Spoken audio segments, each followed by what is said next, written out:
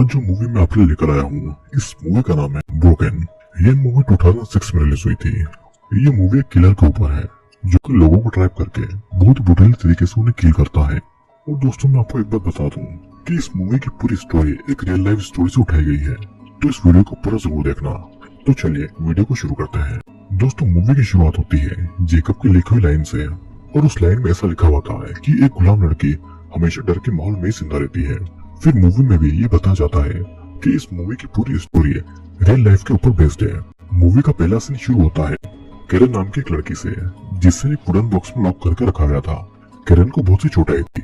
वो बॉक्स से बाहर निकलने की बहुत कोशिश करती है, लेकिन वो वहाँ से नहीं निकल पाती है। फिर कई कोशिश करने के बाद में कैरन जंगल से बाहर निकलने का रास्ता ढूंढती है, लेकिन उसे बाहर निकलने का रास्ता नहीं मिलता है। तभी एक किलर उसके पास में आकर गन से उसके सर पर वार करके उसे बेहोश कर देता है, और उसके बाद में किलर कैरन की बॉडी को घसीट कर एक दूसरी जगह पर ले जाता है। फिर कुछ देर के बाद में कैरन की जब आंखें खुलती है तो वह फांसी के ट्रैप में फंसी हुई थी। उसके पेट पर कई सारे टाके लगे हुए थे, और कैरन को उन टाकों को खोलकर पेट के अंदर से एक ब्लेड निकालकर अपने फांसी के फंदे को खोलना होगा, तभी कैरन वहाँ से आजाद हो सकती थी। और ये उस किलर का एक ट्रैप था। फिर बहुत कोशिश करने के बाद कैरन अपने पेट के टाके को खोलकर उसमें से ब्लेड को निकालती है, और वो अपनी फांसी के फंदे को काटती है। फांसी के फंदे को काटते ही कैरन उस ट्रैप से जमीन पर गिर जाती है, लेकिन पेट के टाके को खोलने की वजह से उसके पेट की सारी आंतड़ियां बाहर आ गई थी, जिससे कि उसे बहुत ही दर्द होता है। फिर किलर उसके पास में आता है और उसे दो ऑप्शन देता है कि या तो वो उसके गुलाम बनकर रहे या फिर वो अपनी मौत को एक्सेप्ट करे। कैरन इतना दर्द सहन नहीं कर पा रही थी, तो इसलिए वो किलर के गन से खुद को शूट करके अपनी जान ले लेती है। सीन कट होता है और कहानी शुरू होती है 2 हफ्ते के बाद से, जहाँ पर होप नाम की एक लेडी को देखते हैं।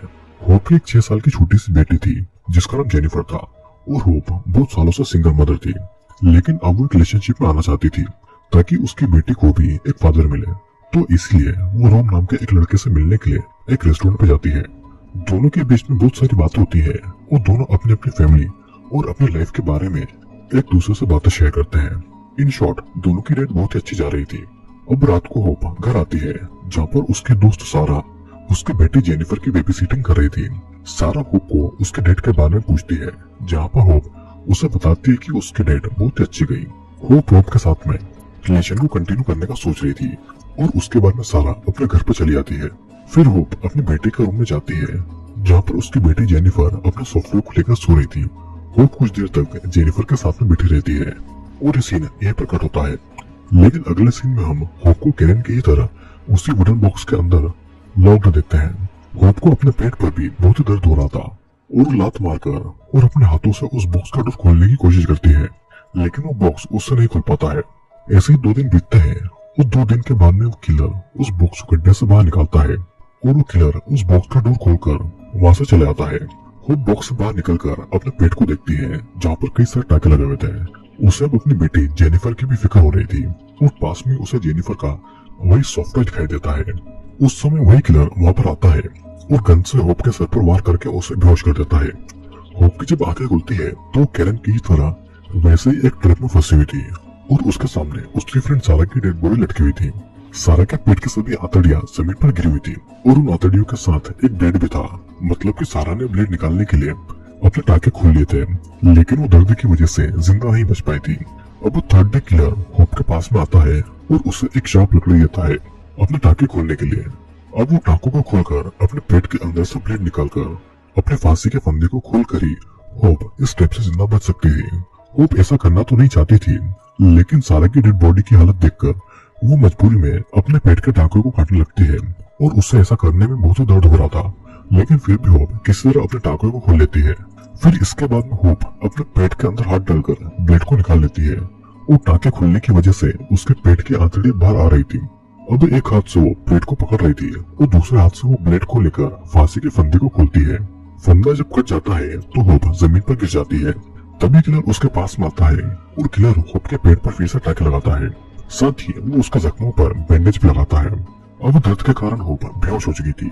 फिर वही पास में हम बहुत सारे ह्यूमन स्कल को भी देखते हैं, जैसे देखकर समझ आ रहा था कि किलर के हाथों बहुत सी लड़कियां ठीक इसी तरह मारी जा चुकी है। अब किलर होप के कपड़ों को धोता है, उन्हें साफ करता है, और उसे अपने साथ अपनी जगह पर ले जाता है। जंगल के अंदर किलर ने अपना एक छोटा सा कैंप जैसा बनाया हुआ था, जहाँ पर वो रहता था, और जो भी लड़की उसके पहले ट्रैप को पार कर लेती थी वो लड़की भी वहाँ पर उसके साथ में रहती थी। फोर्थ डे को होप को जब होश आता है तो किलर उसके सामने बैठा हुआ था और अब होप के जख्म भी ठीक हो चुके थे, लेकिन किलर ने होप को एक चेन से बांध कर रखा हुआ था।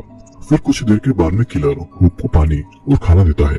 होप बहुत दिनों से भूखी थी तो इसलिए वो जल्दी जल्दी उस खाने को खा लेती है। खाना खाने के बाद में होप अपनी बेटी जेनिफर के बारे में किलर से पूछती है। किलर उसे बताता है कि होप का अब इस दुनिया में कोई भी नहीं है और अब वही उसकी फैमिली है। होप बार बार अपनी बेटी के बारे में पूछे जा रही थी तो इसलिए गुस्से में किलर उसे थप्पड़ मारता है और उसे वहीं पर छोड़कर अपने टेंट में सोने के लिए चला जाता है। अब अगले दिन यानी कि 5th डे को किलर होप को कुछ बर्तन साफ करने को बोलकर शिकार करने के लिए चला जाता है और यहाँ पर किलर एक चाकू को भूल गया था। किलर के जाने के बाद में होप अपनी चेन के लॉक को खोलने की कोशिश करती है, लेकिन उसे वो लॉक नहीं खुल पाता है। तभी उसे वो चाकू नजर आता है और होप उस चाकू को उठाने जाती है, लेकिन चेन से बंधा होने के कारण वो चाकू तक नहीं पहुंच पा रही थी। तब वो एक लकड़ी की हेल्प से उस चाकू को अपने पास में खींचती है। किलर भी शिकार करके वापस आ चुका था तो इसलिए होप फिर से अपनी उसी जगह पर बैठ जाती है और चाकू को अपने पास में छुपा लेती है। किलर वहां पर आता है और बर्तनों को साफ देखकर वो होप से बहुत ही खुश था तो इसलिए वो होप को एक छोटा सा फ्रूट देता है। अब किलर के पीछे मुड़ते ही होप उसके ऊपर हमला करने वाली थी, लेकिन किलर से लड़ नहीं पाती है और किलर उसे थप्पड़ मारकर चाकू छीन लेता है। अब असल में ये सब किलर का एक ट्रैप था। वो होप की लॉयल्टी को चेक करना चाहता था तो इसलिए किलर ने जानबूझकर चाकू को वहां पर छोड़ दिया था। किलर होप को धमकी देता है कि अगर उसने भागने की कोशिश की तो वो उसके घुटनों के नर्व्स को काट देगा और उसके बाद में होप भागना तो क्या चल भी नहीं पाएगी। अब किलर होप के पैर में से चेन निकालकर उसके गले में चेन को लॉक कर देता है और उस लॉक की चाबी अब हमेशा किलर के पास में रहने वाली थी। अब 6th डे को किलर होप को गार्डनिंग टिप्स की एक बुक देता है और वो उसे अपना वेजिटेबल गार्डन दिखाता है और अब होप की रिस्पॉन्सिबिलिटी थी उस गार्डन को संभालने की। अगर उस गार्डन का एक भी प्लांट मारा गया तो किलर उसे मारने की धमकी देता है और डर की वजह से होप किलर की सभी बातें मान रही थी और वो गार्डन का भी ध्यान रख रही थी। फिर रात को होप किलर से पूछती है कि वो यहाँ पर क्यों है, आखिर किलर ने उसे वहाँ पर क्यों कैद करके रखा हुआ है, लेकिन किलर होप की बातों का कोई जवाब नहीं देता है और वहाँ से उठकर चला जाता है। अब आधी रात को होप जब गहरी नींद में थी तो किलर उसके पास ही बैठकर उसकी बॉडी को देख रहा था और होप को इस बारे में बिल्कुल पता नहीं था। उसे देखकर ऐसा लग रहा था कि किलर होप के साथ में इंटीमेट होना चाहता था, वो भी बिना उसके परमिशन के। अब अगले दिन होप जब गार्डन का काम कर रही थी तो उसे एक बहुत ही ब्यूटीफुल फ्लावर दिखाई देता है जिसे देखकर होप को बहुत ही अच्छा लगता है, लेकिन जब किलर को वो फ्लावर दिखता है तो वो फ्लावर को तोड़कर फेंक देता है। किलर नहीं चाहता था कि होप उसके अलावा किसी भी पर्सन या फिर किसी भी चीज को लेकर अपना प्यार दिखाए। उसके बाद में किलर होप को नहलाने के लिए एक लेक के पास में लेकर जाता है और होप जब उसके कपड़े उतार कर नहा रही थी तो किलर उसे ही देखे जा रहा था, जिससे कि होप को भी समझ में आ गया था कि किलर को ऐसे अपने जाल में फंसाना है। तो इसलिए लेक से वापस कैंप में आने के बाद में होप किलर से बहुत ही अच्छे तरीके से बिहेव कर रही थी और वो उसे सेड्यूस भी कर रही थी। किलर भी उसके जाल में फंस जाता है और फिर दोनों इंटीमेट होते हैं। अब अगले सुबह किलर जब सो रहा था तो होप अपने लॉक की चाबी को ढूंढ रही थी और किलर के जागने से पहले ही होप को चाबी मिल जाती है। वो अपना लॉक खोल लेती है और चाकू लेकर किलर को मारने का सोचती है, नहीं तो किलर उसका पीछा करता रहेगा, पर वो किलर को मार नहीं पाती है और ये उसकी सबसे बड़ी गलती थी। लेकिन फिर भी किलर उसका पीछा न करे तो इसीलिए वो किलर के घुटनों के पीछे कट लगा देती है और वहां से भागने लगती है। और भागते भागते होप एक वुडन बॉक्स तक आ गई थी। उसे ऐसा लगा था कि वहाँ पर उसकी बेटी जेनिफर बंधी होगी, लेकिन वो बॉक्स खाली था। पर उसे वहाँ पर जेनिफर के थोड़े से बाल और स्वेटर मिलती है। जेनिफर की सभी चीजें देखकर वो रोए जा रही थी कि तभी वहाँ पर किलर आ जाता है। किलर एक लकड़ी से होप के सर पर वार करता है और फिर उसके पैर को बहुत ही भुटीले तरीके से तोड़ देता है, जिससे कि उसके पैर की हड्डी बाहर आ गई थी। अब किलर का तो पता नहीं, लेकिन होप किलर से बचकर भागने की हालत में बिल्कुल भी नहीं थी। वो दर्द की वजह से वो बहुत ही ज्यादा तड़प रही थी। फिर उसके बाद किलर होप को घसीट कर अपने कैंप में लेकर आता है और वहाँ पर उसे चेन से लॉक कर देता है। और अब किलर होप की कोई भी देखभाल नहीं कर रहा था, अब वो उसे दर्द में तड़पने देता है। दर्द की वजह से होप को पैनिक अटैक भी आ रहे थे, लेकिन किलर अपने जख्मों पर टाके लगाने में बिजी था। वो उस पर बिल्कुल भी ध्यान नहीं देता है। अब ऐसे ही 9 दिन बीत जाते हैं। किलर अपने शिकार पर जाने के लिए रेडी होता है। होप दर्द को सही नहीं कर पा रही थी तो इसलिए वो किलर को बोलती है कि वो उसे मार डाले, लेकिन किलर उसे नहीं मारता है। वो होप को और तड़पता हुआ देखना चाहता था। किलर के जाने के बाद में होप अपनी बेटी को याद करती है और उसे रियलाइज होता है कि जेनिफर को बचाने के लिए उसे जीना पड़ेगा। तो इसलिए वो हिम्मत करके पहले तो अपने टूटे हुए पैर की हड्डी को सीधा करती है और उसके बाद में वहाँ पर एक लकड़ी को बिल्कुल प्लास्टर की तरफ बांध लेती है अब इन सब काम में उसे बहुत दर्द हो रहा था, लेकिन वो अपनी बेटी को याद करके सारे दर्द को सहन कर रही थी। उस दिन किलर वापस नहीं आता है, तो इसलिए होप आग जलाकर और कुछ फ्लावर को खाकर वो दिन गुजारती है। अब अगले दिन जब होप की आंखें खुलती है तो किलर उसके पास में था, जो उसके पैर को देख रहा था। साथ ही वो ये देखती है कि किलर मिया नाम की एक नई लड़की को लेकर आया है, जो कि एक स्कूल की टीनेजर गर्ल थी। मिया ने भी पहले ट्रिप को सर्वाइव कर लिया था और अब किलर उसको अपना गुलाम बनाने के लिए उसके जख्मों पर बैंडेज लगाता है। और अब वो मिया के साथ में भी वही सब करेगा जो कि वो होप के साथ में करता आ रहा है। यहाँ पर होप किलर से बहुत ही ज्यादा गुस्सा थी। उसे ऐसा लगता है कि किलर ने उसकी बेटी को बहुत ही ब्रुटली तरीके से मार दिया है, तो इसलिए वो किलर को चैलेंज करती है कि किलर जो कुछ भी करे वो उससे बिल्कुल भी नहीं डरेगी। अब ऐसे ही 16 दिन बीत जाते हैं। मिया खुद को इन हालत में पाकर चिल्ला रही थी और किलर उसकी आवाज से इरिटेट हो रहा था, तो इसलिए वो मिया को मारने की कोशिश करता है। लेकिन होप किलर को प्रॉमिस करती है कि वो मिया को सब कुछ समझा देगी और सिखा भी देगी, तो इसलिए किलर उसे न मारे। किलर भी होप की बातें मानकर मिया को तब जान से नहीं मारता है। फिर उसके जाने के बाद में होप मिया को समझाती है कि वो उसकी हेल्प करेगी, लेकिन मिया को ऐसे चिल्लाना बंद करना होगा, तभी वो उसकी हेल्प कर पाएगी। कुछ देर के लिए मिया चुप हो जाती है, लेकिन वो फिर से डर के मारे चिल्लाने लगती है और अब वो चुप भी नहीं हो रही थी। वो दिन रात नॉन स्टॉप बस चिल्लाई जा रही थी। अगले दिन गुस्से में होप उसे चुप रहने को कहती है, लेकिन मिया चुप नहीं होती है, तो इसलिए गुस्से में आकर किलर उसके मुंह में चाकू डालकर उसके जुबान को काट लेता है।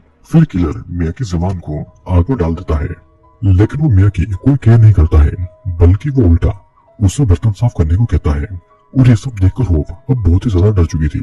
होप को किलर के साथ में अब 20 दिन हो चुके थे, और उस दिन जब होप गार्डन में काम कर रही थी तो उसे वहाँ पर एक सुंदर सा फूल दिखाई देता है। किलर उस फूल को तोड़ने वाला था, लेकिन होप किलर को ऐसा करने नहीं देती है, और इस बार किलर भी ऐसा नहीं करता है। अब धीरे धीरे किलर मिया से ज्यादा होप का ख्याल रखने लगा था, और खाना भी वो होप को ही ज्यादा खिलाता था।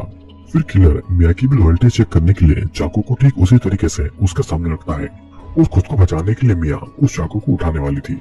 लेकिन होप को तो पहले से ही पता था कि ये सब किलर की बस एक चाल है, तो इसलिए होप मिया को चाकू उठाने से मना करती है।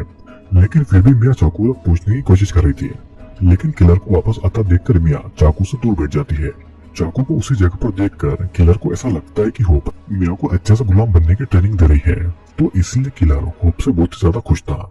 फिर रात को हम देखते हैं कि मिया अपने सॉक्स में स्टोन को भर रही थी, और होप के मना करने पर भी मिया नहीं रुकती है। किलर को चकमा देने के लिए मिया ने एक हथियार बनाया था। फिर किलर का ध्यान जब मिया से हटता है तो मिया उसी हथियार से किलर के सर पर वार करती है, जिससे कि किलर थोड़ी देर के लिए बेहोश हो जाता है। फिर मिया किलर की जेब से चाबी निकालकर अपने लॉक को खोलती है, और जाने से पहले वो चाबी होप को देकर जाती है, ताकि होप भी वहाँ से जिंदा बच के निकल सके। किलर जब होश में आता है तो गन को लेकर मिया का पीछा करता है, और जल्दी ही वो मिया को ढूंढकर उसे शूट कर देता है। लेकिन मिया तब भी नहीं मरती है, तो इसलिए किलर उसके पास में जाकर उसे बहुत ही ब्रूटली तरीके से मार डालता है।